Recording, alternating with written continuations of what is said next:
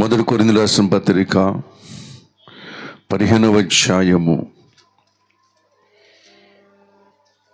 55వ వచనాన్ని చదువుకుందాం. ఓ మరణమా నీ విజయం ఎక్కడా? ఓ మరణమా నీ ముల్లెక్కడా?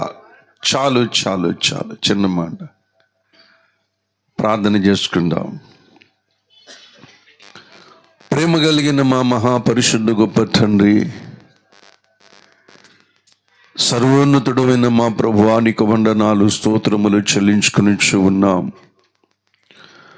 ఆకాశ మహాకాశములకు ఆవలి, కాలమునకు ఆవలి నాయనా, అతని మహిమలోకములో ఉన్నటువంటి మీరు ఈ భూలోకములోనికి వచ్చి అనేకమైన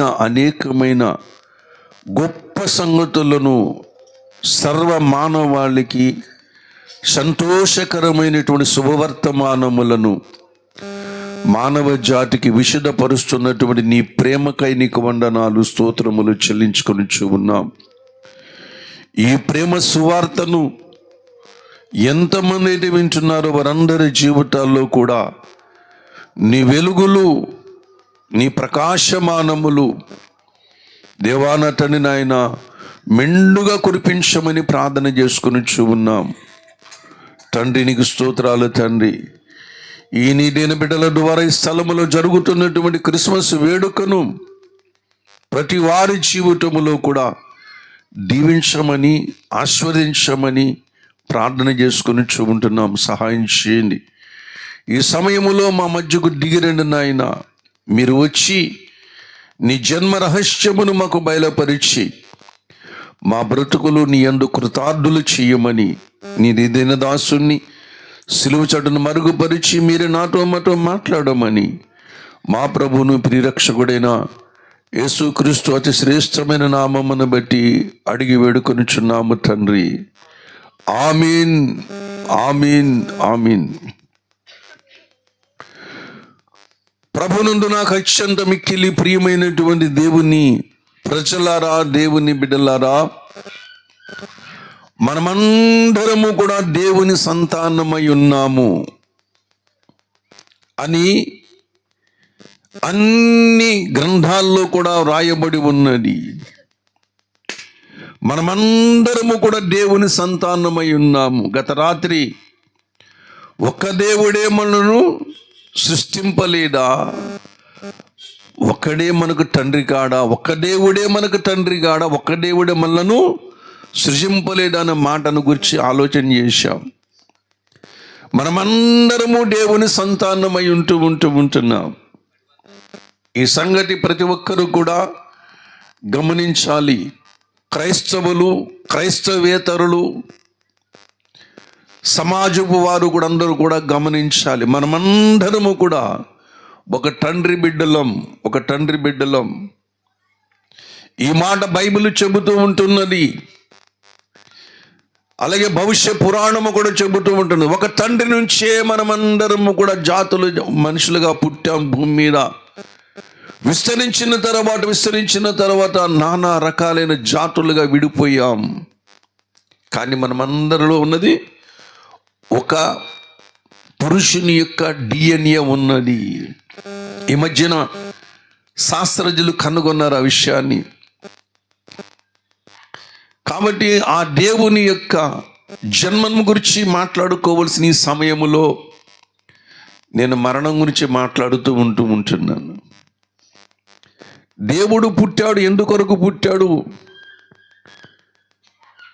ఏమి చెప్పాలని పుట్టాడు, ఏ సంతోషకరమైన శుభవర్తమానం భూమి తీసుకుని వచ్చారు, దేవుడు ఏం చేయబోతున్నాడు, ఏం చేస్తున్నాడు, ఇటువంటి విషయాలు మాట్లాడుకుంటే బాగుంటుంది. కానీ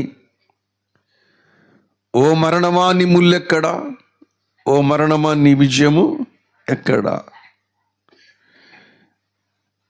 నా చిన్న నాటితనములో మాట గుర్తొచ్చింది. ఇక్కడ కూర్చున్నప్పుడు నా చిన్ననాటి నేను చదువుకున్న రోజుల్లో అప్పుడు విన్నాను ఈ మాటలు. మళ్ళా ఆ మాటలు ఇప్పుడు గుర్తొచ్చినాయి. ద కౌన్సిల్ ఇంటర్నేషనల్ పత్రిక 1886 సంవత్సరములో ఆ పత్రిక నడిపించబడుతూ ఉండేది. ఎప్పుడది? 1886. ఇప్పుడు 2025 సంవత్సరములు ఈ పత్రిక గుర్తొచ్చింది. దీని గురించి నా జీవితంలో ఇప్పటి వరకు కూడా మళ్ళా గుల్లాలు పడుతూనే ఉంటున్నాను. దాని గురించి గూగుల్ తల్లిని అడిగినప్పుడు కొన్ని చాలా విషయాలు బయటపెట్టింది. ఈ మధ్య అంటే 93, 94 సంవత్సరం, 93, 94 సంవత్సరంలో హర్షభారతి ఎమిస్కో హర్షభారతి పబ్లిషర్స్ 1886 సంవత్సరములో వ్రాయబడినటువంటి ద కౌన్సిల్ ఇంటర్నేషనల్ పత్రిక, దాంట్లో ఒక ఆర్టికల్ రాసుకొచ్చారు. ఆర్టికల్ రాసింది ఎవరంటే, దేవుని బిడ్డలారా, ఫిబ్లా బ్రౌన్ FIBLIA ఫిబ్లా బ్రౌన్ గారు ఆ శీర్షిక రాసుకొచ్చారు. ఇప్పుడు మీకు చెప్పేది ఆ శీర్షిక గురించే మాట్లాడుతాను. క్రిస్టియానిటీ గురించి చాలా డిస్కషన్లు జరుగుతూ ఉంటున్నాయి ఆ రోజుల్లో. క్రైస్తవ్యం గురించి, క్రైస్తవ విశ్వాసమును గురించి చాలామంది తర్కిస్తూ ఉంటున్నారు, డిస్కస్ చేస్తూ ఉంటున్నారు, మరి సంవాదం చేస్తూ ఉంటున్నారు. ప్రశ్నలు సమాధానం, ప్రశ్నలు సమాధానం ఇలా చేస్తూ ఉంటున్నారు. ఆ సంగతి దేవుడు నాకు గుర్తు తీసుకొచ్చాడు, నా మైండ్లో తీసుకుని వచ్చాడు. ఎప్పుడో అది జరిగింది, నాకు అసలు గుర్తే లేదు. ఎందుకంటే క్రిస్మస్ వేడుకలు ఏం చెప్తాడు, ఈ నోరుని ఎలాగ వాడుకుంటాడు దేవుడు అని దేవుని దగ్గర కనిపెట్టుకుంటూ ఉంటాను. మనుషులతో మాట్లాడుతూ ఉంటాను, నవ్వుతూనే ఉంటాను, తిరుగుతూనే ఉంటాను. కానీ నా మనసు అంతా కూడా దేవుని మీద కేంద్రీకృతమైపో ఉంటుంది. ఆలోచనలోకి వెళ్ళిపోతూ ఉంటాను. అందరితో మాట్లాడుతూ ఉంటాను. మాట్లాడిన మళ్ళీ అక్కడికి ఆలోచనలోకి వెళ్ళిపోతూ ఉంటాను. ఇదే నా పని. ఇంతకు మించిన పని నాకేమీ లేదు.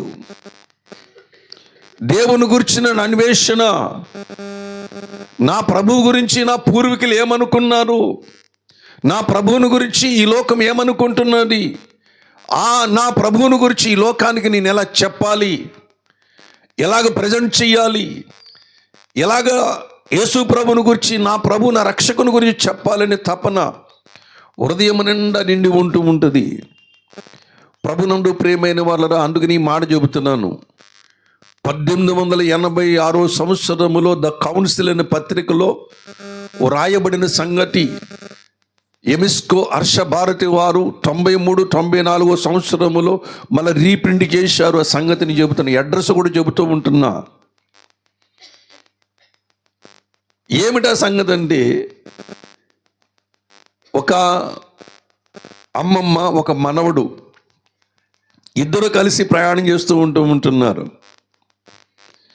ఇద్దరు కలిసి, అమ్మమ్మ మనవడు కలిసి ప్రయాణం చేస్తూ ఉంటున్నప్పుడు అమ్మమ్మ సడన్గా ఒక చోటకి వెళ్ళేసరికి ఒక చెట్టుని చూసి దండం పెట్టుకుంటూ ఉంటున్నారు.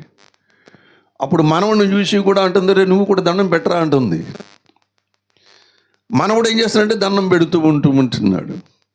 మళ్ళా కొంచెం దూరం వెళ్ళేసరికి మరొక వస్తువు కనిపించింది, అక్కడ దండం పెడుతూ ఉంటున్నది. నువ్వు కూడా దండం పెట్టరా అంటూ ఉంటుంది. ఇందాక పెట్టాం కదా, మళ్ళీ పెట్టమంటావేటి అని మనవడు కొద్ది చిరాకు పడుతూ ఉంటున్నాడు. లేదు పెట్టరా అని చెప్పేసి అంటూ ఉంటున్నాడు. మళ్ళా కొన్ని దూరం వెళ్ళేసరికి వారికి నచ్చినటువంటి ప్రతిమలు కనబడుతూ ఉంటున్నప్పుడు దండం పెడుతూ ఉంటుంది, దండం పెట్టమని చెబుతూ ఉంటున్నాడు. ఈ మనవడికి చిరాకు వస్తూ ఉంటున్నది. ఏమిటి అక్కడ దండం పెట్టమంది, ఇక్కడ దండం పెట్టింది, ప్రతిదానికి దండం పెట్టు దండం పెట్టు దండం పెట్టు అంటూ ఉంటున్నది. చిరాకు పడుతున్నప్పుడు నెత్తి మీద ఒకటి పీకి దండం పెట్టు అని చెప్పేసి అందరికీ చెప్పుకుంటూ అందరి దగ్గర దండం పెట్టించుకుంటూ వస్తూ ఉంటున్నది. ఇది ప్రచురించినటువంటి శీర్షి గురించి మాట్లాడుతూ ఉంటున్నాను, జాగ్రత్తగా వినండి. ఇలా జరుగుతూ ఉన్నప్పుడు రాత్రి అయిపోయిన ఇంటికి వచ్చారు. పడుకునే సమయంలో తాతయ్య పక్కలో పడుకున్నాడు. మనవడు వచ్చి ఎక్కడ పడుకున్నాడు? తాతయ్య పక్కలో పడుకున్నాడు. తాతయ్య పక్కలో పడుకుని తాతయ్య తాతయ్య అని పిలిచాడు. నోరు మూసి ఊరుకొని నిద్రపో అని నిద్రలోకి వెళ్ళిపోతున్నాడు. కానీ తాతయ్య నిద్రపోనివట్లా. తాతయ్య తాతయ్య నాకు డౌట్ ఉన్నది, ఈ లోకములో బలమైనది ఏంటి? ఎందుకంటే అమ్మమ్మ తీసుకెళ్ళి ప్రతిదానికి దండం పెట్టు దండం పెట్టు దండం పెట్టు అంటుంది.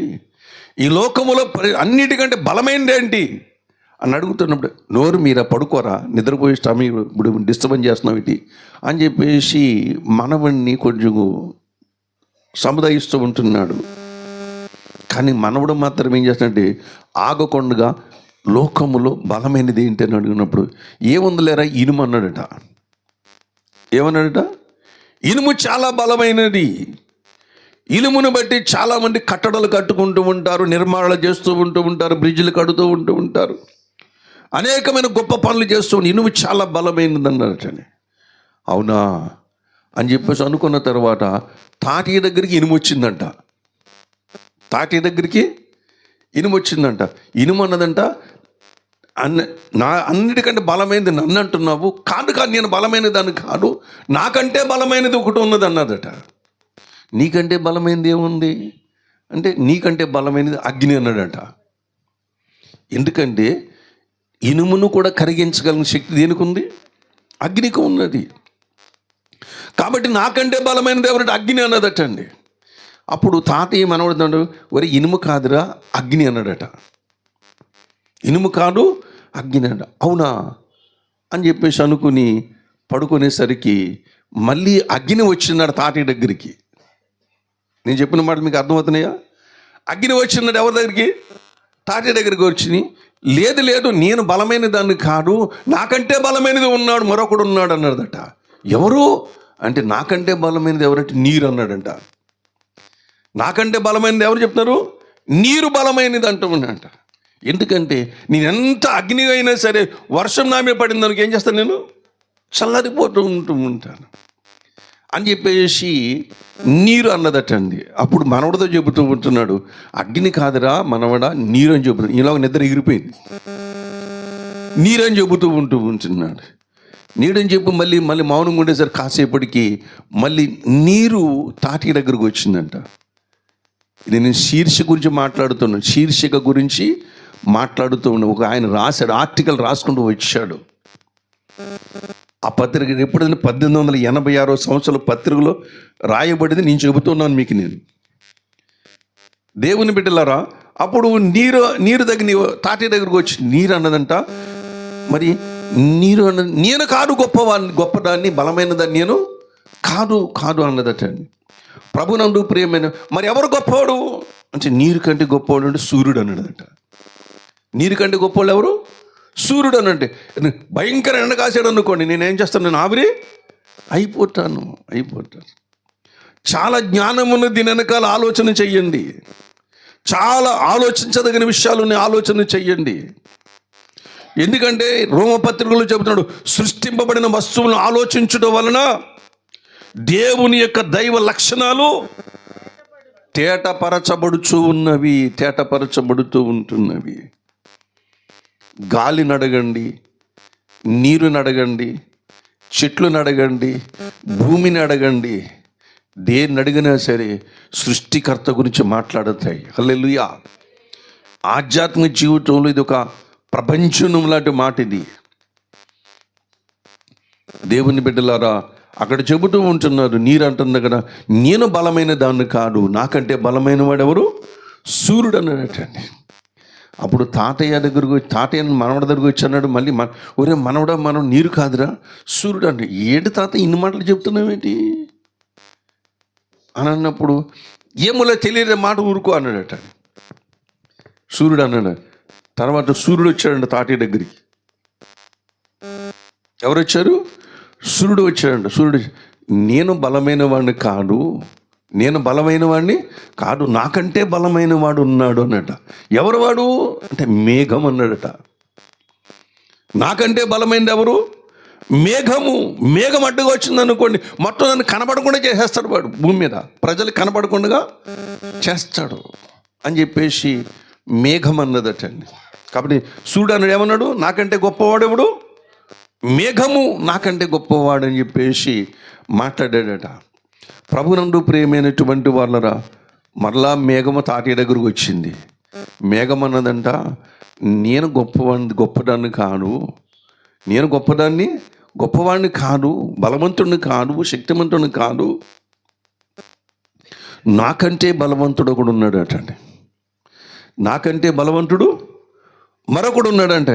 ఎవరు వాడు అంటే, నాకంటే బలవంతుడు ఎవరంటే పర్వతం అన్నాడటండి. ఎవరు?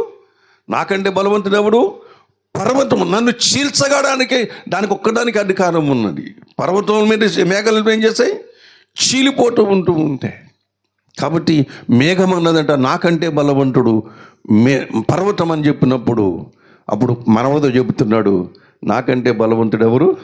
పర్వతం అన్న. పర్వతం వచ్చిందంటే మళ్ళీ తాతయ్య దగ్గరికి. తాతయ్య దగ్గర ఎవరు వచ్చారు? పర్వతం అని. పర్వతం అంటుందంట, నాకంటే బలమైనది పర్వతం.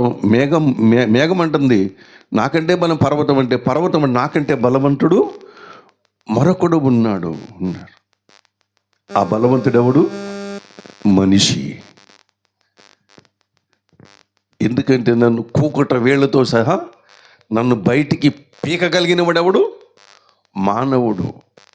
రత్న రాళ్ళ కోసం, బంగారం కోసం, వెండి కోసం, గనుల కోసం ఎంత లోతుకైనా తవ్వేసేసి పర్వతాలని పిండి చేస్తున్నది ఎవరు?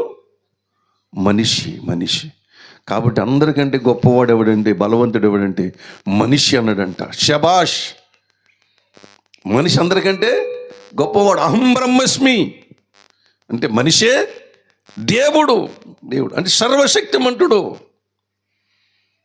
అని అన్నప్పుడు, ఓహో ఆన్సర్ దొరికేసిందని చెప్పి సంబరపడిపోతూ ఉంటున్నాడు తాతగారు. ఆన్సర్ దొరికిందని సంబరపడిపోతున్న సమయంలో, ప్రభునందు ప్రియమైన ఆనందకరమైన సమయంలో ఉన్నప్పుడు, పిల్ల పాపలతో సంతోషంగా ఉన్న సమయంలో మరొక బలవంతుడు వచ్చాడు.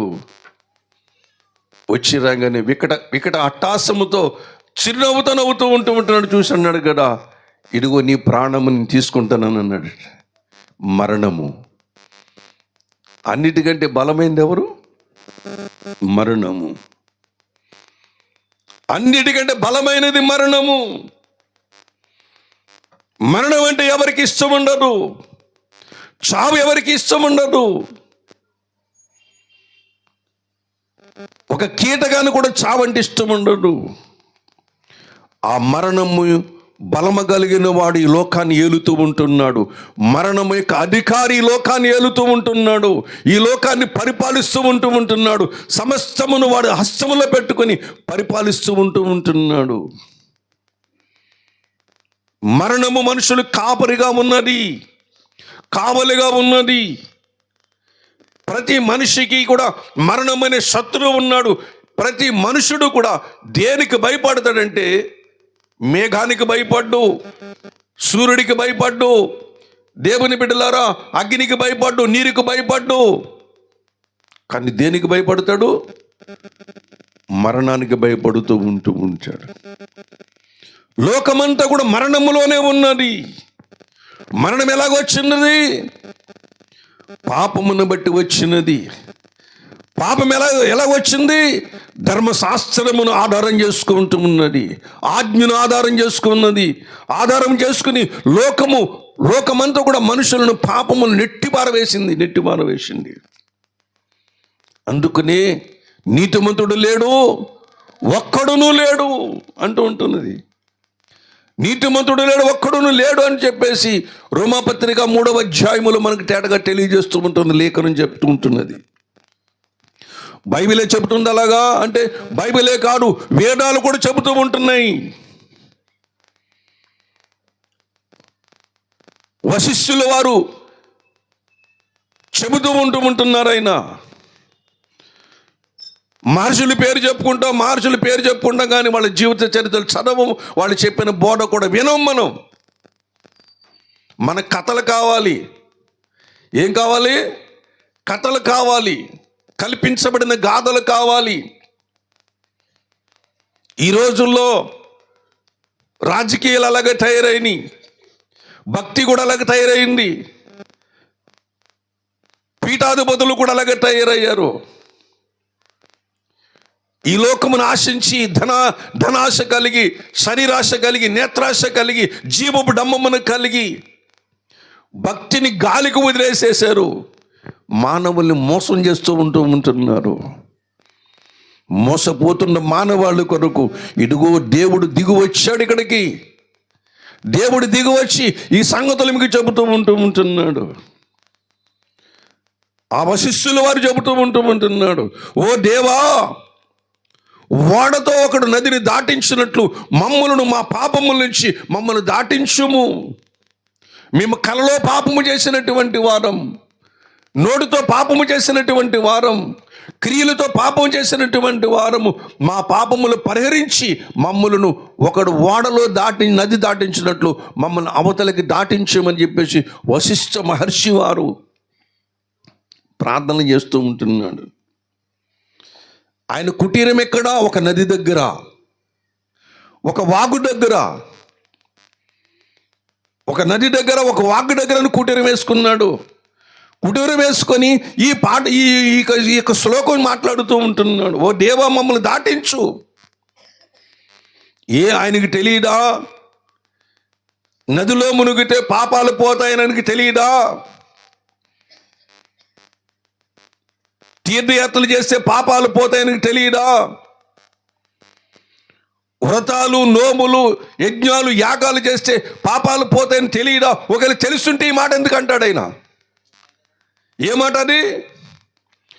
ఒకడు నది వాడ సహాయం చేత ఒకడు నది దాటించినట్లు మమ్మల్ని మా పాపములు మమ్మల్ని ఆవలికి దాటించమని వశిష్ఠుల వారు, మరొక మహర్షి ఉన్నాడు అగస్త్య మహాముని, ఆయన కూడా ఆయన చెబుతున్న ఇదే మాట చెబుతూ ఉంటాడు. మా పాపముల నుంచి విడిపించడం కొరకు దేవుడు దిగి రావాలని చెప్పేసి అంటూ ఉంటాడు. ప్రభునందు ప్రియమైనటువంటి వాళ్ళారా, దేవుని బిడ్డలారా, వాళ్ళు నదుల దగ్గరే ఉన్నారు, యజ్ఞాలు చేస్తున్నారు, యాగాలు చేస్తున్నారు, కానీ పాప భీతి ఎందుకు పోలేదు వాళ్ళ జీవితంలోంచి? పాపమును తొలగించుకోవడం అంత తేలికైన పని కాదు. ఎందుకంటే ఆజ్ఞ పాపమును హేతువు చేసుకున్నది. ఆజ్ఞను బట్టి పాపం వచ్చినది. దేవుడు చేయొద్దన్న పని చేయటమే పాపము. దేవుడు చెయ్యమన్న పని చెయ్యకపోవటమే పాపము. ఆజ్ఞాతిక్రమమే పాపమని బైబిల్ చెబుతూ ఉంటున్నది. తినొద్దని చెప్పినప్పుడు తిన్నది అవ్వమ్మ, ఆదాములు తిన్నారు, దేవుని ఉగ్రతకు పాలైపోయారు. నిషిద్ధమైనది చేయటమే పాపమని శ్రీమదాంధ్ర వచ్చిన ఋగ్వేద సంహితలు చెబుతూ ఉంటున్నాడు ప్రవక్త. పాపం ఎలాగొచ్చింది? ఆజ్ఞను హేతువు చేసుకుని వచ్చినది. రోమపత్రిక 4వ అధ్యాయం 15వ వచనం చదువుకుందాం. చూడండి, రోమపత్రిక 4వ అధ్యాయం 15వ వచనం చదువుకుందాం. ధర్మశాస్త్రం ఉగ్రతను పుట్టించును, ధర్మశాస్త్రము లేని ఎడల అతిక్రమము లేకపోవును. చాలు. ధర్మశాస్త్రం లేని ఎడల అతిక్రమము, పాపము లేకపోవును. ధర్మశాస్త్రం వచ్చింది కాబట్టి ఏం చేసింది? ఇప్పుడు ఆజ్ఞని హేతువు చేసుకుంటున్నది. ఆజ్ఞని ఏం చేస్తుంది? హేతువు చేసుకుని మనలను పాపమునకు ప్రేరేపిస్తున్న శక్తి ఈ లోకములో ఉన్నది. నేత్రాశకు, జీవపు డంబానికి, శరీరాశకు మనుషులను ఆకర్షిస్తూ ఉంటున్నది. ఆ ఆకర్షణ రకరకాలుగా ఈ లోకములో ఉన్నాయి. పదవులనే వ్యామోహం ఉన్నది, కనకమనే వ్యామోహం ఉన్నది, స్త్రీలనే వ్యామోహం ఉన్నది, బోలెడని వ్యామోహం ఉన్నది. ఈ వ్యామోహములకు మనుషుడు బానిసైపోతూ ఉంటున్నాడు. దేవుని నుంచి దూరం అయిపోతూ ఉంటున్నాడు. ఈ లోకాధికారి మనుషులందరినీ కూడా తన గుప్పిట్లో పెట్టుకున్నాడు. ఎక్కడుండే వారికి మరణము కాపరై ఉంటున్నది. కాబట్టి ఈ పాపము నుంచి మానవులు విడుదల పొందాలి. జన్మ కర్మ పాపముల నుంచి మానవులు విడుదల పొందాలి. ఎంతో ప్రయత్నాలు చేస్తున్నారు, కానీ ఎవరి వల్ల కూడా కావడం లేదు. శరీరాలు కాల్చుకుంటూ ఉంటున్నారు. ప్రభునందు ప్రియమైనటువంటి వాళ్ళ శరీరాన్ని కృషింపజేసుకుంటూ ఉంటున్నారు. చెప్పులు లేకుండా ఎంతో దూరం నడుచుకుంటూ వెళుతూ ఉంటున్నారు. కానీ వాళ్ళకి మోక్ష ప్రాప్తం అనేది జరగడం లేదు. కారణం ఏమిటి? పాపము పోవాలంటే దేవుని బిడ్డలారా, అది మనుషుల చేతుల్లో లేదు. నువ్వు అనుకున్నట్లుగా నేను ఇది చేశాను, ఈ తప్పు చేశాను కాబట్టి ఈ తప్పుకు ప్రాయశ్చిత్తార్థం, ఒకరికి అన్యాయం చేశాను కాబట్టి 100 మందికి భోజనం పెట్టే పాపం పోదండి. ఒకటి పట్ల మనం తప్పు చేసినప్పుడు 100 మందికి మనం దానం చేసామనుకోండి, బట్టలు దానం చేసామనుకోండి, మనం పాపం పోరండి. పాపమే. పాపము తీసివేయట అసాధ్యము. పాపమును తొలగించుకోవడం అసాధ్యం. ఈ లోకమునుకున్న పెద్ద జాడ్యము, పెద్ద సమస్య ఇదే. ఈ సమస్యను ఎరిగిన వాడెవరో తెలుసా? నిన్ను నన్ను పుట్టించినటువంటి పరలోకమందున్న దేవుడు. హల్లెలూయా.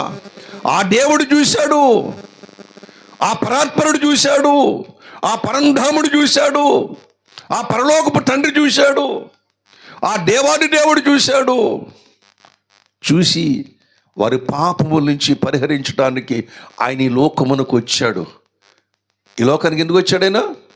వచ్చాడు. యోహాను రాసినటువంటి మొదటి పత్రిక 3వ అధ్యాయం, మొదటి యోహాను రాసిన పత్రిక 3వ అధ్యాయము 4-5 వచనాలు చదువుకుందాం. త్వరగా సహాయం చేయండి. మొదటి యోహాను రాసిన పత్రిక 3వ అధ్యాయం 4-5 వచనాలు. పాపము చేయి ప్రతివాడును ఆజ్ఞను అతిక్రమించును. ఆజ్ఞాతిక్రమమే పాపము. పాపమును తీసివేయటకై ఆయన ప్రత్యక్షమాయను. ఎవరు ప్రత్యక్షమయ్యారు?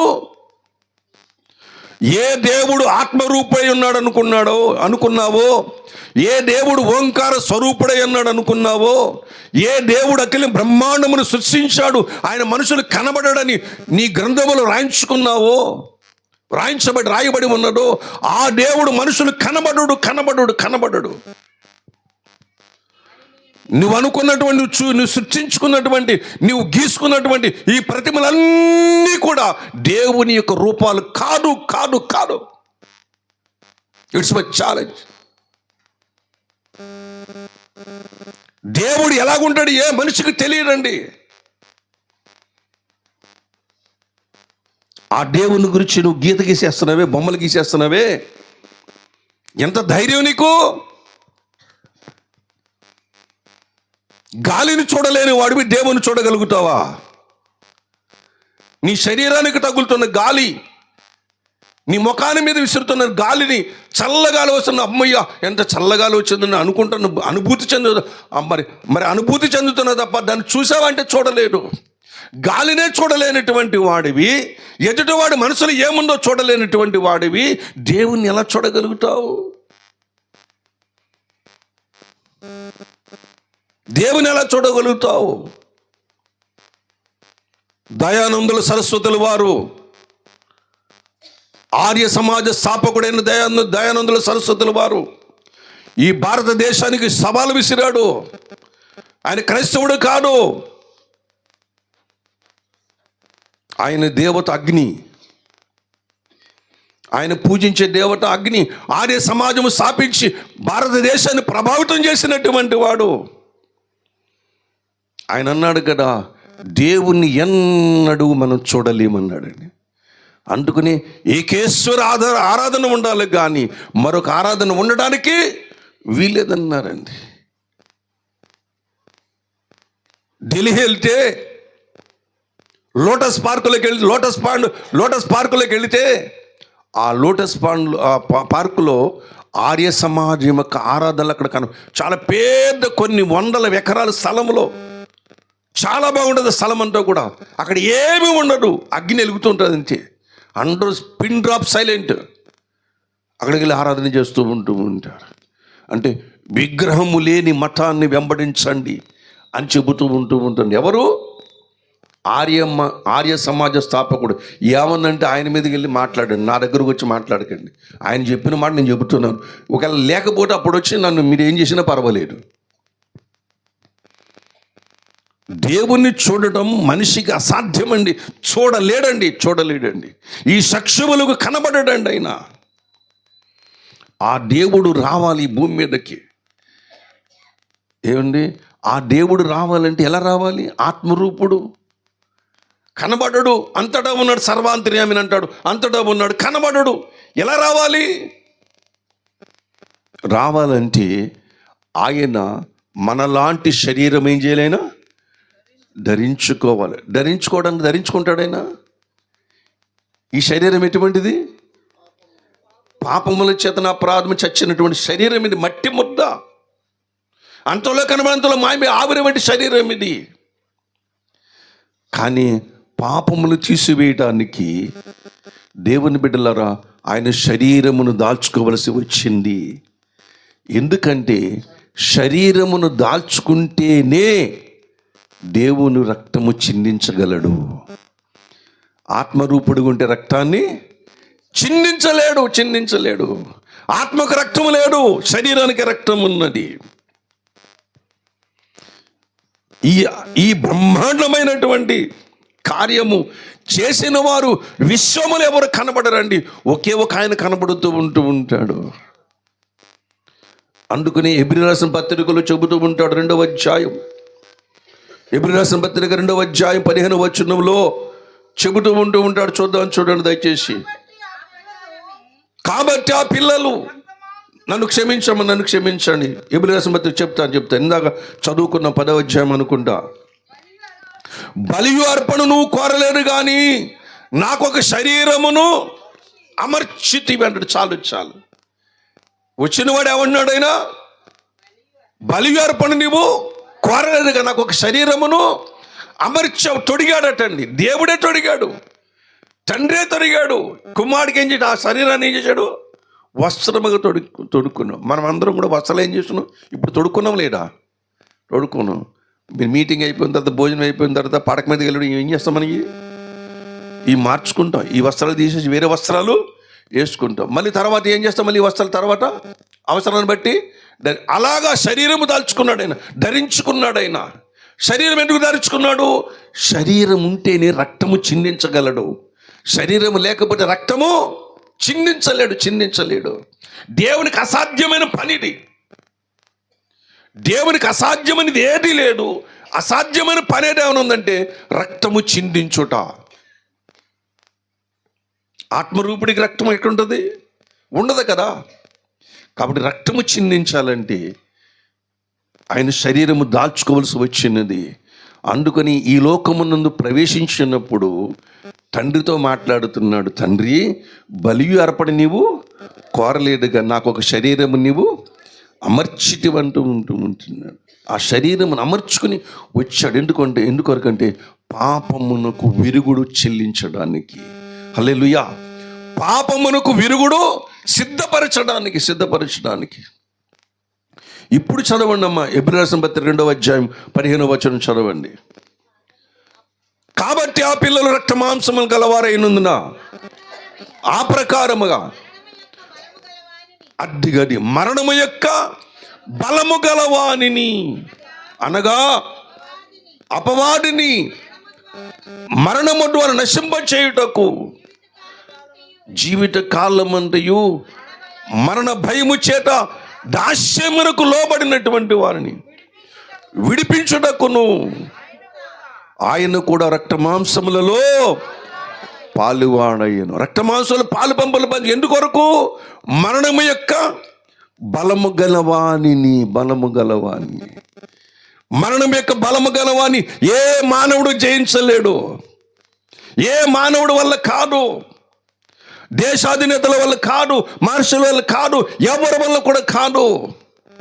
అందుకని మహర్షులు మొరబెట్టుకున్నారు, ఓ కృపగల దేవా, ఇట్టి మరణము నుంచి మమ్మల్ని విడిపించు, ఈ మరణం నుంచి మమ్మల్ని దాటించు, ఈ మరణము నుంచి మమ్మల్ని కాపాడమని చెప్పేసి యజ్ఞాలు యాగాలు చేసిన మహర్షులు ఎంతోమంది ఉన్నారు.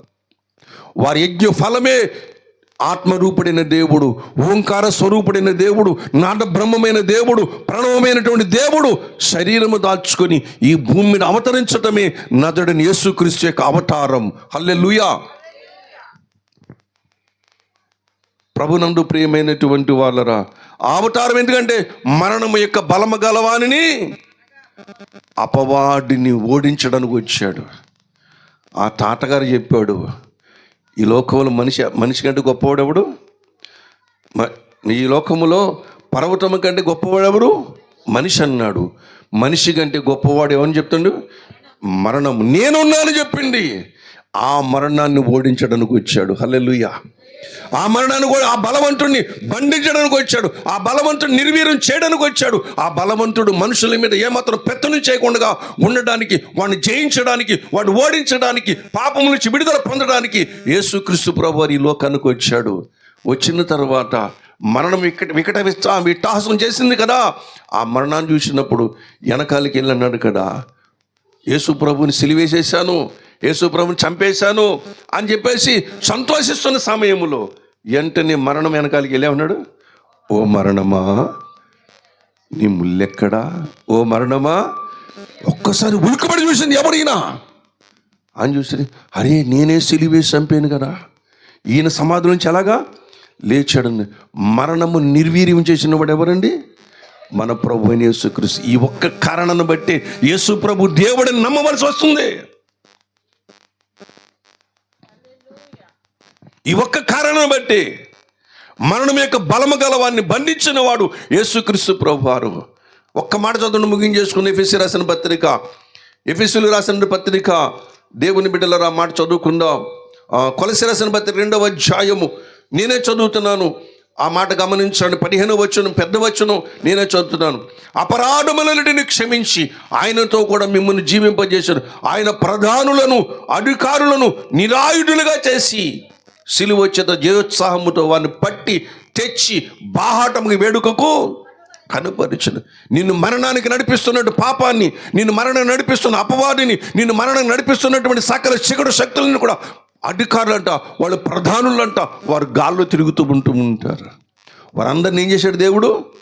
పెడరెక్కలు విరిచి వెనకాల చేతులు కట్టిపాడేసి తీసుకొచ్చి గొలుసులతో బంధించి బాహటముగా వేదికి పాడేశాడు. ఓ ప్రజలారా, మిమ్మల్ని పాపానికి నడిపిస్తున్నది వీడే, మిమ్మల్ని దేవుని దగ్గర రాకుండా చేస్తున్నది వీడే, దేవుని స్వరం వినకుండా మీ హృదయాలు కఠినపరుస్తున్నవాడు ఈడే, మీరు దేవుని సువార్త సత్యమును చూడకుండా మీకు మనోనేతరములకు గురుడితనం కలుగు చేసిన వాడి వీడే.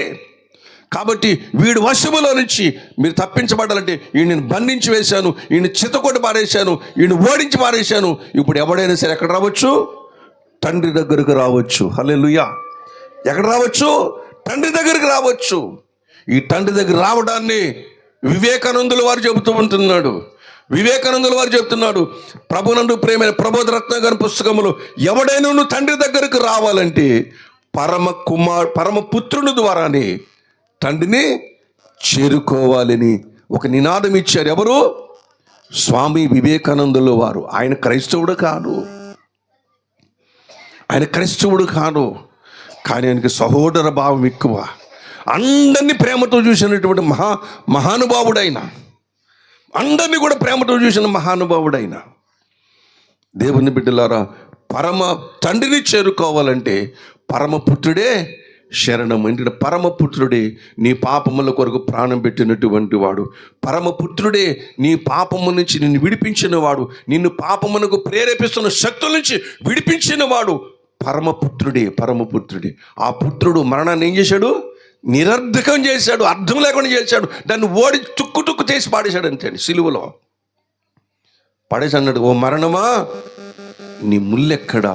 ఓ మరణమా నీ విజయం ఎక్కడని దాన్ని బంధించి మనుషులకు గొప్ప విడుదల చూపిస్తూ ఉంటున్నాడు. హల్లెలూయా. దేవుని బిడ్డలారా, ఈ విడుదలలోనికి వస్తారా? పాపము నుంచి విడుదల ఇక్కడ దొరుకుద్ది. నీ మనసును నమ్ముకోవద్దు, నువ్వు చదువుతున్న పుస్తకాలు కూడా నమ్ముకోవద్దు. దేవుని బిడ్డలారా, నమ్మితే వేదాన్ని నమ్మాలి, బైబిల్ నమ్మాలి.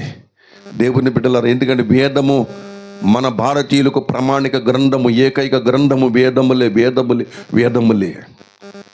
మరి ఏ గ్రంథము కూడా కాదు.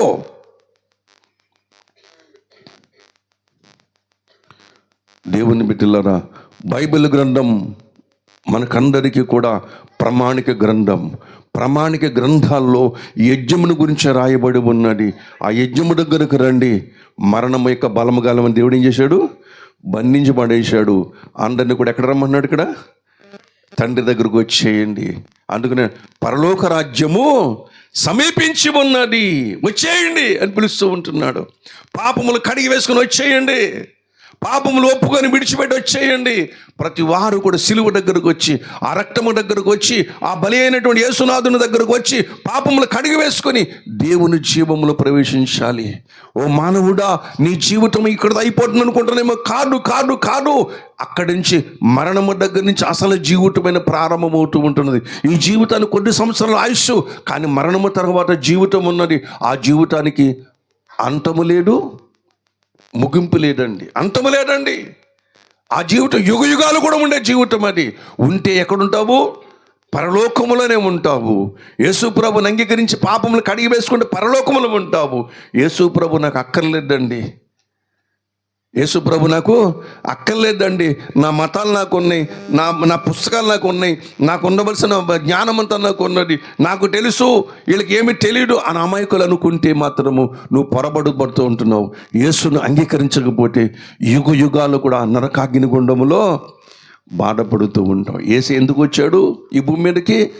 మరణము యొక్క బలము గలవాన్ని బంధించడానికి వచ్చిన వాడు, మరణమును ఓడించినటువంటి వాడు, సిలువ జయోత్సాహముతో దేవుని బిడ్డలారా సంఘాన్ని దేవుని దగ్గరికి నడిపిస్తున్నటువంటి వాడు మన ప్రభువైన యేసుక్రీస్తు. ఆ ప్రభు మీద విశ్వాసం ఉంచండి, మీరు మీ ఇంటి వారు రక్షణ పొందుతారు. దేవుడి మాటలు మనం ఎన్నికలో దీవించునుగాక. ప్రార్థన చేసుకుందాం. తల్ల వంచండి.